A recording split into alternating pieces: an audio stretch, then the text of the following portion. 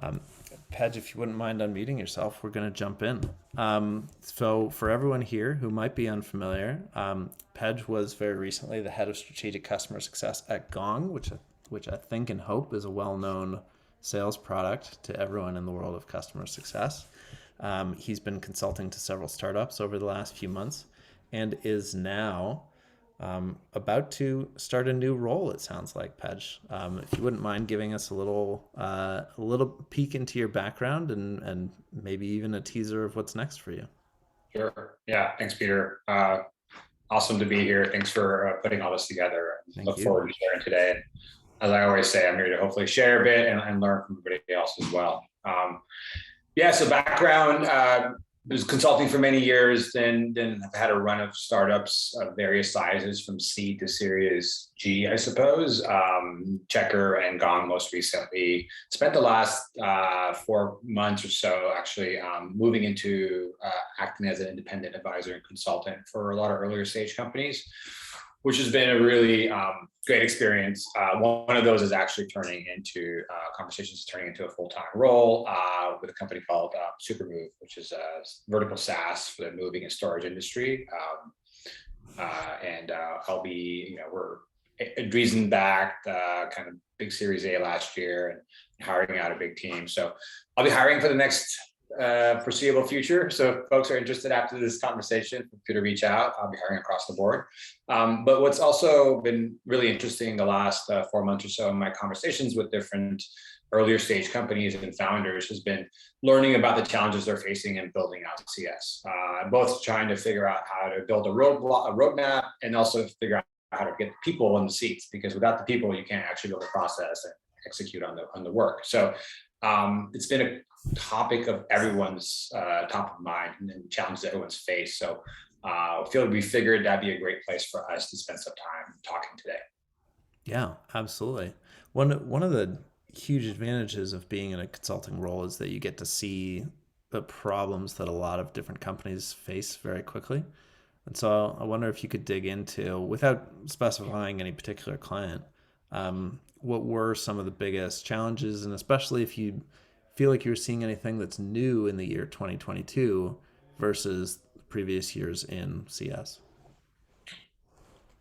Um, yeah, so there is there's a race for talent, unlike anything I've seen, and everybody is figuring out how to, one, source the great candidates, and two, how to expedite the interview and onboarding process to get people hired faster. And that's where I think it's challenging, because if you're a smaller company or a smaller team, every hire matters, right? If you've got 12 people or 10 people and you're hiring one person, that person's not a good fit. The time to ramp them, onboard them, figure out they're not a good fit, try to work with them, and then offboard them takes it takes a toll on your team. And it's both time, and it's both emotional toll. It's both the challenges of dealing with replacing that person, customer facing impact. So that is probably the biggest thing that stood out. And then secondly, I think there's sometimes sticker shock from a lot of hiring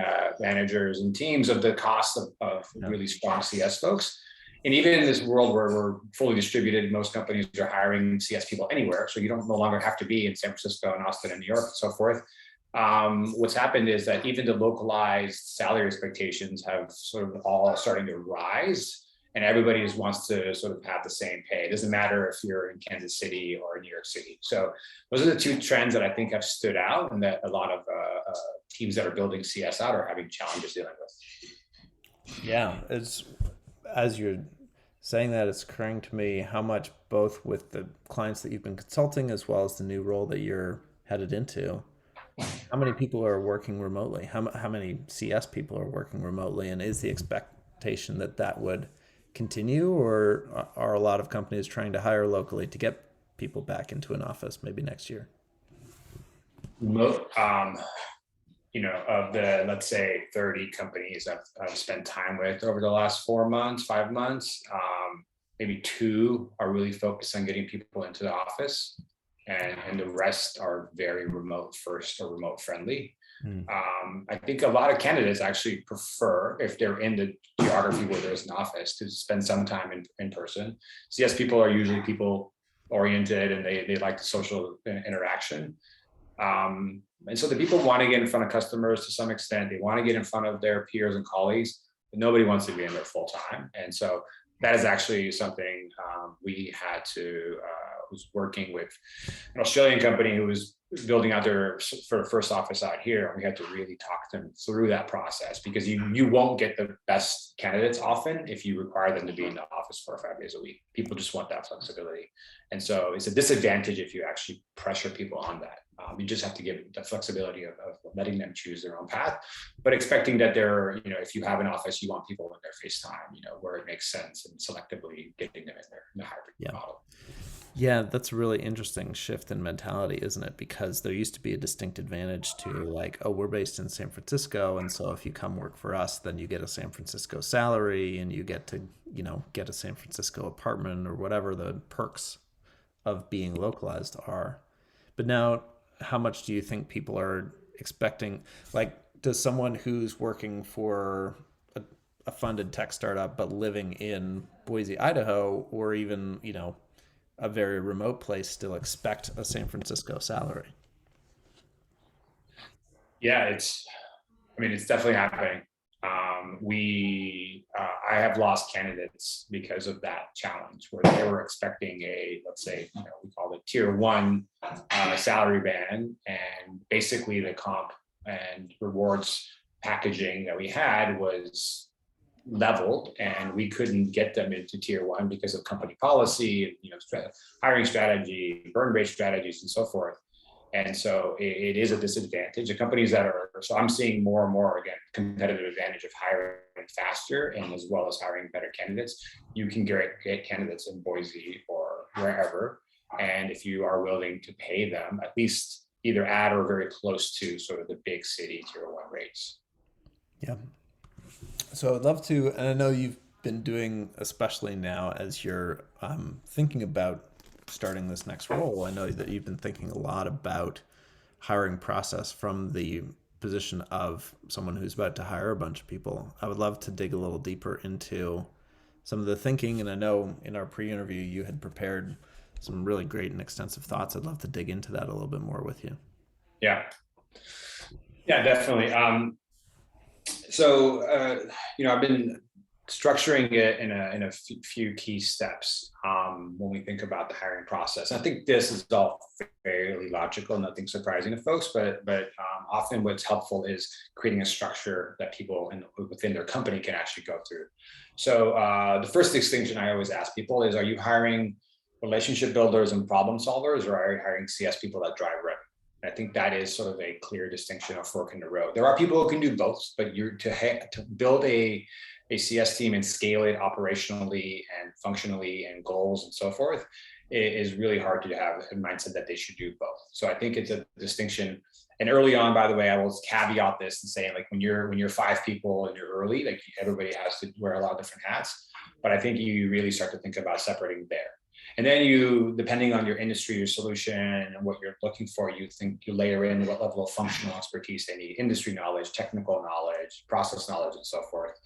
And then you go into the sector they're going to be aligned with, or tiers, whatever you call them. So as an SMB, mid-market, enterprise, that usually aligns with the level of experience they have as well. Then you often have to think about what stage you're in, right? The person you hire at Series A or Series B is very different than the person you hire when you're a publicly traded company. Just the expectations and their comfort level with change and chaos and so forth. Some people thrive in that environment. Some people thrive in a different environment. So you have to really think about what makes sense for you when you're going to be here today, where you're going to expect that person to thrive in 6 to 12 months. And then you prioritize those things. And so you figure out, okay, what are the top 3 or so items that I most care about? Let me make sure I validate and test for those in the interview process. And then subsequently, you have to have the value alignment. Are they a culture add? Are they part of our diversity plan? Do they have the passion and drive for the company? Do they have the EQ that we're looking for, right? So those are the other characteristics you're interviewing for, which often go across roles and functions. And so making sure that your interview process captures what makes the most sense for their role as CS and what makes sense for your company, and then building a very discrete interview framework around that, and trying to limit the number of rounds as much as possible. I think like your starting benchmark is about 5 conversations. And if you can build an interview process that captures everything in 5 conversations, and one of those often, especially for, anybody outside of like maybe very early career or like entry level roles, should be a presentation round. To me, I've seen so many candidates do an exceptional job of presenting themselves and their experience, get the presentation round, and it just doesn't hit the mark. And that is ultimately the differentiator, because you're going to be customer facing in these roles. So that's the kind of the framework, build out the process. And then I think the other reality that often companies are facing is, I would love to have, the same person do the first round, the second round, the third round, but that is often not the reality. People are busy, schedules move around, and so forth. So what you do is you try to build a rubric of sorts that says, okay, the first round is about the history of their work, and we test for these things. Second round, we functional experience, and maybe, whatever. We pick 2 or so categories that you really want to focus on. You give very prescriptive questions, 1 or 2 per category. And then you build a rubric that says, this is what it means to do well in this one, and this is what it means to do exceptionally well. This is what it means to miss the mark. And so what you're trying to do is take that personal bias, and you're trying to take the personal perspective of like somebody thinking that organizational skills are more important than technical skills and so forth out of the equation, and make it so that if you do replace and add people into these roles, these rounds, they will be more likely to produce the same results. Nothing is going to be the perfect output, but it just creates an environment where you build more predictability into the process for your candidates and yourselves. And all of this, obviously, the overarching comment I would make is like really think about a candidate-centric experience. Like be as much, share with them as much as you can up front, tell them exactly the process, be really open to communications, do extra outreach. Candidate experience for me is paramount, because that is the experience they're going to have as an employee. You treat them as they are one of your employees. That to me is something that really differentiates a lot of companies. I've seen top candidates, go get 2 or 3 offers, as it often happens, and they'll go with the company that gave them the best experience. Like I think that is a distinct differentiator you can produce, and that doesn't cost you anything. It's just about putting the right thought and process in place. Yeah, and it seems that inherent in a lot of what you're saying too is that it is very much a candidate-driven market right now, right? And so it's not that you shouldn't always think about the candidate experience, but you're saying, all other things being equal, this is how you may win or lose someone that you really want on your team. Yeah, absolutely. And you want them to come in with that level of connection and excitement to the company and the mission and so forth, right? And I think that experience really does that for them. Because it's a lot of work to be out there interviewing, meeting with multiple companies. It's not it's an addition often to people what they're doing, or if they're purely doing a job search, there's a sort of an emotional toll and a mental toll associated with that. So the more you can make them feel like you really are interested in them and wanting them to be a part of the team, making them feel have a sense of belonging and connection, I think it really separates you as the hiring team. Yeah, and that also makes it really difficult to. I mean, you use the phrase sticker shock, which just makes a lot of sense. It makes it really difficult to kind of push back on salary if you assume, quite likely by default, that every candidate is considering multiple offers. Yeah. It really changes the perspective. Yeah. And I think the other perspective, if you are the candidate, I think it's helpful to understand, some of the dynamics that the hiring teams are dealing with, right? Some of the analysis that I've been a part of is something along the lines of 200 to 300 outreaches to produce maybe 1 hire, right? If you think about the funnel of who responds to those outreaches and who passes each round, and then who gets to the offer stage and who accepts the offer and so forth. And I'm curious if others have had other data points that are align with that or different from that. But that is what they're dealing with. And so as a candidate, you also want to think about how to separate yourself from the pack, right? So I think just demonstrating your passion and interest in the company and doing your homework and following up persistently but politely, and and asking for more information and just demonstrating your desire for that organization is something that helps separate you from the pack, because it is really competitive in some ways as well, right? Like while it's a candidate market, the good jobs that people really want, there's often like enough interest so that you do want to separate yourself. Yeah. And John just made a really good point in the chat too, which is international candidates. How much are you? How much do you see an opportunity to hire from outside the United States? I mean, I know a ton of CS people who are working in Canada, and so that's maybe even how much do you think about hiring from South America, from Europe, from Asia as that could be an interesting differentiator. Is kind of like, are you, how big do you cast your net, especially if, so you said 200 to 300 outreaches per hire, right? What if I'm hiring a team of 10 people? Yeah. Yeah. I think the numbers to me are scale linear, right? You really have to, that means, 10x that number of outreaches. On the international question, I think that's an interesting one, right?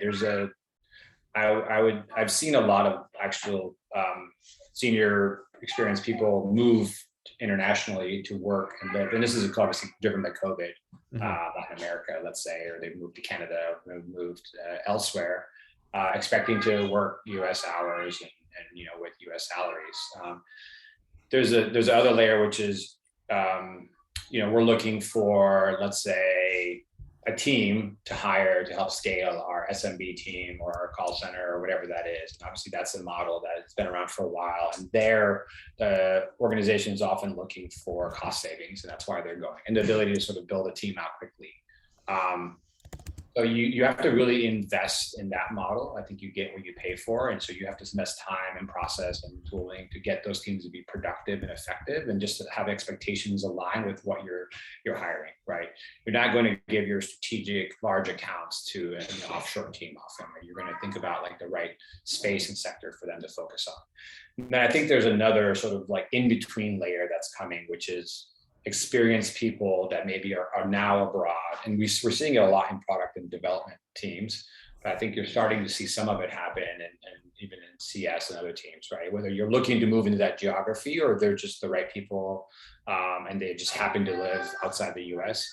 I do think it can be a differentiator if you find those people, you can hire them, and even if they're aligned time zone wise, based on if you have customers abroad and so forth. So I think it makes sense to hire there if you've got the legal structure set up to hire abroad, if you've got customers, especially in those time zones, and if you're able to have a sourcing strategy that helps you find those right people. And that's often the challenge, is finding where those candidates are and getting them into your pipeline, and then sort of being able to build that connection with them. Once you do hire internationally, there are a lot of other challenges that come with it, right? I just spoke to a founder a couple of weeks ago, hired somebody in Denmark, I think, or somewhere in Europe, Northern Europe. And he was just saying like his lawyers were sort of advising him against it because their labor policies are so different in the US. It's once you hire somebody in those countries, it's actually very hard to let them go if it doesn't work out, the needs change and so forth. So it is certainly something to look at, but I think there's complexities that you have to start to consider beyond just finding great candidates that are impactful. Excellent. It does occur to me in everything that you're saying, there's almost a shadow side to the ideal hiring process, which is from the candidate's perspective, right? Like what you're describing, there's so much embedded, and you've touched on it as well, in how to be a good candidate, how to approach one of those more desirable roles. And I wonder if you could speak to that a little bit, because there may be some folks in the audience who are thinking about what their next role is going to be. Sorry, let me make sure I understand. Yeah. Can you repeat the question? Oh yeah, absolutely. What advice would you have for people in the audience who are thinking about pursuing their next role in customer success as a job candidate? What advice would you offer? Yeah. So first of all, I think it's as much as you can learn about the company from the outside, right? Understanding what sector they're serving, the nature of their product, and then even trying to get a good understanding of what is that CS motion they're doing, right? Is it a sales CS motion? Is it a PL products? If you're more supporting, is it you're driving, and then getting a sense of those questions we talked about. Are you driving revenue? Is it a functional role? And so really getting a sense of what you're applying and getting yourself into is as much as you can, whether you're online research, talking to people, looking on Glassdoor, whatever that might be, is really helpful. So I think try to be strategic, essentially, is what I'm trying to summarize it by saying, instead of kind of like doing the shotgun approach of applying to 20, 30 companies, be strategic in the ones that really are aligned for you as much as you can. Obviously, you can, if you can network your way in, that is always a differentiator. If you can find somebody to connect you with, that is not always possible. I've been reached out to by candidates on LinkedIn a fair amount, right? Which I think is great when people do that. For me, anyways, personally, I feel like that shows interest and desire. So what I'll often end up doing is saying, yeah, go ahead and please apply online, and I'll ping our talent team to make sure they take a look at you because you're showing the interest. It doesn't guarantee them that they will sort of go through the process necessarily or have any differentiated treatment, but it makes sure they get a fair shake, they get a good look at. So I think, finding those companies that make sense for you, being strategic in your outreach. Don't be afraid of reaching out to the hiring manager or even the talent person that you can find, right? Everybody's on LinkedIn for the most part in these tech company or jobs. So you can find people and you can show initiative, right? In a polite and interested way. You're not going to always get responses, right? I think in the majority of time, let's say, you might 10 to 20% might respond to you, but I think that's the way to start to differentiate yourself. And then once you're in the process, I think you really have to be mindful and do your homework, show up prepared to these conversations. I can't tell you how many times I've seen, interviewer notes that say like, ask them about why the company name and didn't have a great answer. And it's like, to me, that if you're not showing up and ready to sort of explain why you're passionate about this company and this role, it often DQs you from the process. So really be ready to answer those questions, and your experience and your functional roles and so forth, the background will speak for itself. But like, you have to sort of differentiate yourself through passion and desire and coachability and the desire to work within the environment and so forth. Those are the things I start to differentiate into. Sometimes intangibles, if you will, that don't show up on the resume that will differentiate you as a candidate. Yeah, absolutely. And as a quick side note, you mentioned LinkedIn. My personal and general experience has been people are much more responsive on LinkedIn these days than they are on email.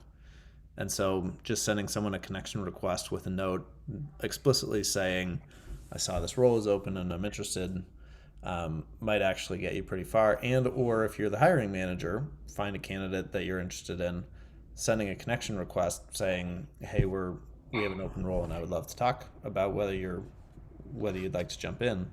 But, however you choose to phrase that, you might get a lot more traction and interest by messaging on LinkedIn than via email. Yeah. Yeah, super interesting. You'd mentioned one thing, and I'm curious to go back to it a little bit, which is as a hiring manager saying that to try to make the process go as fast as possible. And I wonder if we can double click on that a little bit. Why do you feel that that's especially important as a focus? Honestly, I just think it's I had to overuse speed as a superpower, phrase. I try to minimize my cliches, but it differentiates the companies because, again, so many great candidates get hired so quickly. Yep. Now, the flip side is, you move too fast, you have a bad hire. It's bad for both sides, right? So I think that's why you try to create this like very prescriptive, predictable process, and hopefully, right, reduce the risk as much as possible of a bad match. And that doesn't mean the candidate's a bad person or bad skill sets. It's just you have to match what the company needs with the person. And so I think that is honestly a differentiator. So we would say like there's a screening round, sometimes the hiring manager is a second round. And then there's what we call on-site, which is obviously all virtual these days. Mm-hmm. And that you usually try to schedule the on-site to be in one day. So that's maybe a couple more rounds, maybe 2 to 3 more rounds at most, right? Those are 3 more conversations. And then there's a final, right? And you try to give that final usually as a presentation or something. So you want to give them, 4 or 5 business days to prepare and get their thoughts together, right? So often between scheduling and moving pieces, this process will take about 3 weeks. I think that's the good target, is to have it take no longer than 3 weeks, right? I've seen it take shorter, but often it ends up taking longer because of calendars and schedules and things moving around. Right. And in that time frame, if somebody's already in stage 3 with some other company, they'll get an offer before your process is done. And then you end up losing on that candidate. So it's really about trying to get people through the process, effectively, but efficiently. Also implicit in what you're saying is that hiring is not a part-time job, right? Like hiring is a full-time focus. If you're really serious about trying to move someone through a pipeline and potentially have 5 meetings with each of several candidates over a 3-week period, not a lot of time on your calendar to do other stuff. Yeah. Oh yeah. I mean, the coordination element of recruiting and hiring is a huge time suck for a lot of people. So I'm very nice and complimentary and send Amazon gifts to my talent teams that I get a chance to opportunity to work with, because they are sort of lifesavers. Honestly, at the end of the day, you can't hire the good people to build a team to do the work. There's not enough hours in a day for you as a IC or a manager or a department head to do right. So you need that team. It's the most important thing I think you can do to hire a great team and foster a great culture and produce great results. And so that is, I think, the one differentiator for as a manager or a leader, that you have to really think about how to have a very distinct set of hours and time and processes built around hiring, right? And I've dropped this ball before where I've been behind hiring, and the only way I could fix it was literally put an hour and a half on my calendar every day to either do sourcing or callbacks or outreach or screening calls, and just force the issue, and that amazingly moves the process forward very quickly. But it just there's no silver bullet here. You just kind of have to do the work. Yeah. So we've reached the end of our time very quickly. The next portion of the event is a networking portion where we actually use a different platform called Kumo Space, and so I'll be sharing the link with that for that in just a minute. But Pej, before we go, I wanted to ask if you're interested in doing a little bit more of a plug for the business that you're going to be joining, and because I know you're going to be hiring quite a bit, we may have some people here looking for a job. We may also certainly have several CS leaders here who know a lot of people in the CS world. If you want to, and Zoom's about to kick us off in 10 minutes anyway, so there you go. Okay, well, the company is called Supermove. I'll put the link in the chat, and we're hiring across the board. Awesome team. Super excited to be a part of the journey with them, and they're really just hired first VP of sales, first VP of CS, marketing. They're going to bring down engineering. So they're hiring across the board. Great culture, great team. If you've heard of Service Titan or Precor and those kind of vertical SaaS solutions, Benchling, that are doing really well and just have figured out that niche coast, right, is another comparable. That's the approach. And so they're serving a specific sort of use case right now, but then, there's many other layers of use cases once you get these customers on that you can add on to. So it's going to be a really exciting, fun few years there. So I'm excited to be a part of that team, and I'd love to talk to people more about it. Awesome. And we mentioned LinkedIn. Is that the best way to get in touch with you? Yeah, LinkedIn. Please reach out. I'm always happy. Actually, if we have 10 more seconds, I will even put my email there. It's my personal email. Feel free to reach out to me at any time on this topic, on Supermove, or just any questions or just chat. I'm always more than happy to connect and network. Yep. There's a quick typo. I know you typed it quickly, but I'm assuming it's Gmail. Gmail, yeah, sorry. For anyone who's copying and pasting. No, this is a new service, Gmail. I probably don't know about it. That would be a pretty good troll. They'd get a lot of traffic, I think. Yeah, sorry, Gmail. Yep, of course. And so for anyone and everyone that wants to join the networking portion, and or you want to chat more about this specific topic with the folks who've been in the session, come on over to Kumo Space, and we'll see you there shortly. Pej, again, thank you so much. This was really wonderful. Really appreciate it. I really enjoyed it. Thank you all. Absolutely.